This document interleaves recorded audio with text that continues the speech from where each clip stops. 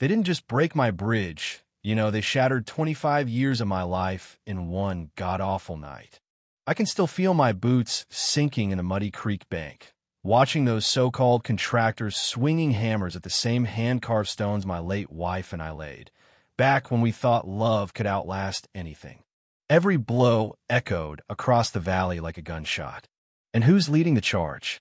Linda Parker, president of the HOA, sunglasses gleaming, clipboard clutched in those French manicured claws, barking orders about community standards. The joke is, I wasn't even a member of their damn HOA. That bridge wasn't just a crossing for me. It was a memory, a promise, a line I swore nobody would ever cross. But that morning, as the last arch cracked and splashed down into the creek, I realized something ugly. If they wanted to teach me a lesson, they just enrolled themselves in a course they wouldn't survive. Now, before I get into the whole mess that followed, do me a favor. Tell me where you're watching from and your local time, right down there in the comments. If you get a kick out of seeing HOA bullies eat their own paperwork, make sure to subscribe because it only gets better from here. Trust me. I've always thought bridges tell their own stories. Not the kind you read in some dusty book, but the kind you can feel in your bones. Every stone, every curve, every spot worn smooth by weather and time, that's a piece of a life lived. Mine carried the memory of a lifetime. I built that stone bridge a quarter-century back, right alongside my wife, Eleanor. She was an artist, the kind who saw beauty in everything broken or half-finished. Back then, this land was just a lonely stretch of pasture with a wild creek running through. No neighbors, no HOAs, no rules, just the sound of the water and us.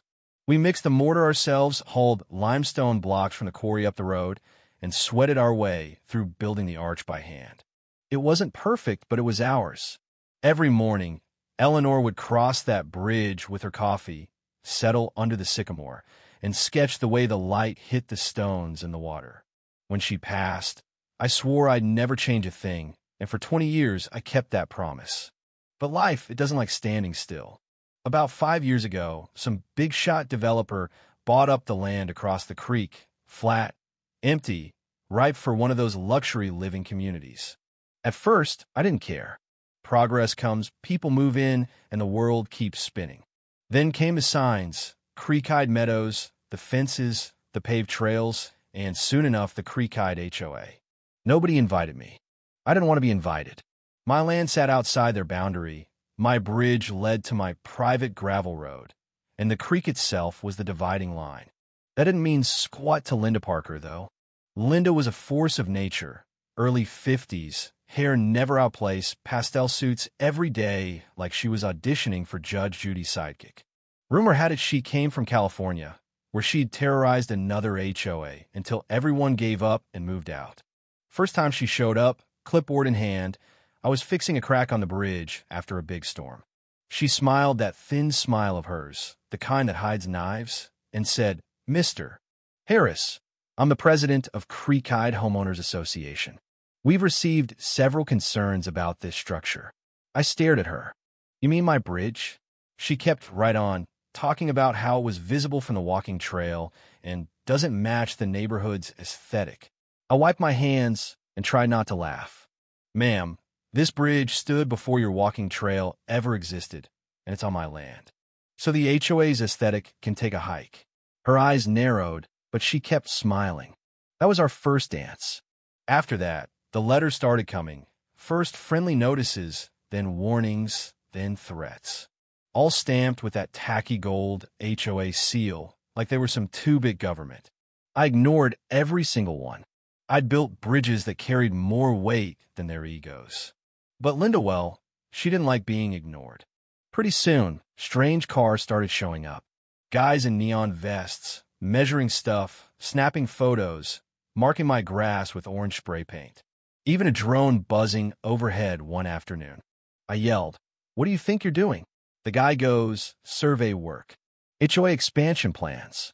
I just shook my head. They had an old developer's plat map, creek line drawn wrong by 30 feet, right through my property. I handed it back and said, "If you touch a pebble on that bridge, you'll regret it." That night, I drove down to the county recorder's office, pulled every deed, map, and permit I could get my hands on. Walked out with a stack of paperwork so thick it made me feel invincible. I even got the county surveyor to sign off, bridge and land, 100% outside HOA jurisdiction. Mailed a copy to Linda, stamped and notarized. You'd think that'd be the end, but no. People like her don't quit. They double down. Next HOA meeting, she stood up and said, "That man across the creek thinks he's above the rules. We'll teach him what it means to be a good neighbor." Yeah, good neighbor. Over the next month, the complaints rolled in. Anonymous safety reports about my bridge, accusations that I blocked public access, even threats of daily fines if I didn't remove it. The county tossed out every single claim, but it wore me down, I won't lie. Bureaucrats I can handle, but zealots in khakis? That's a new beast. One quiet evening, I stood on the bridge, sunset turning everything gold, and heard Eleanor's voice in my head. "Don't let them take it, Thomas. You built it with love." I whispered, "We'll see, El." Next morning, I find a fat envelope in my mailbox. HOA enforcement directive. Said my bridge had to go for visual integrity. I laughed so hard I almost choked, but deep down I started to worry. This was more than paperwork. This was war. So I documented everything: photos, letters, survey flags, even put a camera up facing the bridge. God told me something big was coming. Boy, was I right. It started small. The paper war. Every week, new envelopes. Fines, warnings, notices printed on that glossy letterhead, all sounding more desperate. My favorite accused me of using river stones not on the approved design palette. I nearly spit my coffee. I replied once, sent all the paperwork, explained the law, thought that'd be it. Nope. 2 weeks later, I woke to the sound of spray cans, 4 men in orange vests painting red lines along my fence and heading for the bridge. I hollered at him, got the same old map waved in my face, lines all wrong. That was their story, and they were sticking to it. Back to the county I went. Brian, the young clerk, checked the map and said, "This isn't even final. It's a draft." He printed me a certified boundary map, highlighted every inch, my bridge, my land. I thought, finally quiet. But then the drone came back, snapping pictures. Next day, the HOA posts on their website about unsafe private construction threatens community creek access. Photo of my bridge, making it look crooked and dangerous. My phone blew up with calls from neighbors. Most were apologizing, not on the board, just sick of the drama. One of them, Mark, said, "Between you and me, half the community hates Linda. She's power hungry." No kidding, Mark. Then, a yellow enforcement notice nailed to my driveway. Remove the bridge or face penalties. That night, I sat on the porch, fireflies flickering, and for the first time, my patience started running thin. This wasn't about aesthetics anymore. This was about control. I thought of Eleanor, about how she always said people who crave control usually fear chaos most of all.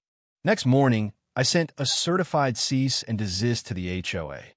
Every legal doc attached, clear as day.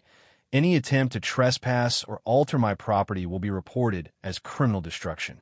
2 days later, an email from Linda. "We appreciate your passion. Remove the structure by months and to avoid escalation." I laughed, visual integrity, my foot, but something told me she was done playing nice. So I waited, camera rolling, files organized, ready. For 2 weeks, nothing. Then one night I spot orange flags by the creek. Not county, CPOA. HOA initials. County said no permits had been issued. I stood there, touching the mossy stones Eleanor and I placed, whispering, not moving it. Not for her, not for anyone. The wind carried that vow across the water. By midnight, that vow was tested. The sound of diesel engines woke me, metal grinding wrong. I threw on a jacket, grabbed a flashlight, ran to the creek. Floodlights, excavator, 2 men in vests. That claw came down, shattered a chunk of railing.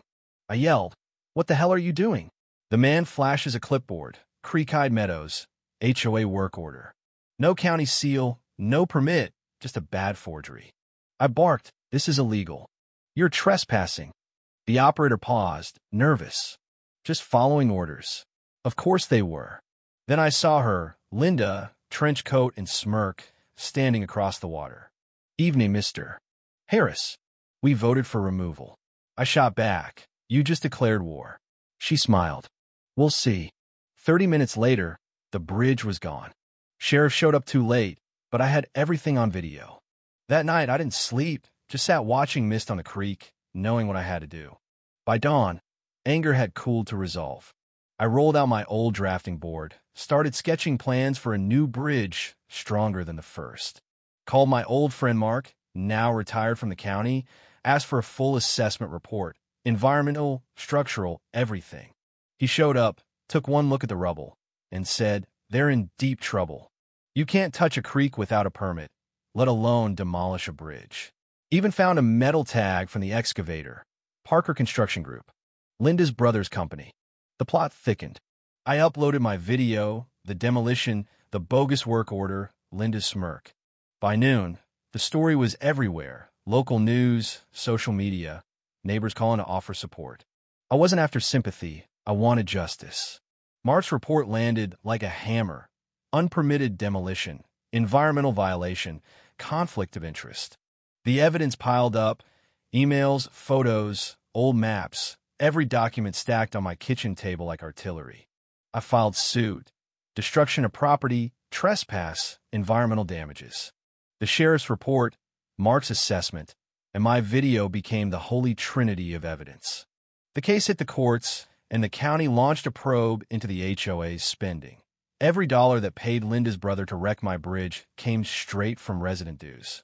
HOA members turned on Linda overnight. Residents demanded her resignation, called for transparency, leaked financial statements. Hell, even her own allies abandoned ship. One neighbor, Emily, stopped by with muffins and an apology letter from the new board. "Leadership without accountability isn't leadership," it said. Funny how quick people change when they know the truth. When court day came, the courthouse was packed. Reporters, neighbors, even some of Linda's old supporters. My lawyer, Rachel, laid out the case, photos, permits, county maps, Mark's report, and that video.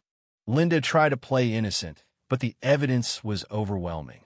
The judge found for me, ordered the HOA to pay triple damages, cover environmental fines, and barred Linda from ever serving on a board again. Her empire crumbled in real time. When I got home, the sun was setting behind my new bridge, arch of stone, private property sign, every inch legal in mine. Neighbors came by, we grilled burgers, drank lemonade, and laughed about Linda's beautification plans. A few weeks later, the county invited me to speak about property rights. I told the crowd, "You don't need power to stand your ground. You just need patience, proof, and a sense of humor. If you can laugh while fighting, they've already lost half their power." Now, the creek runs clear again.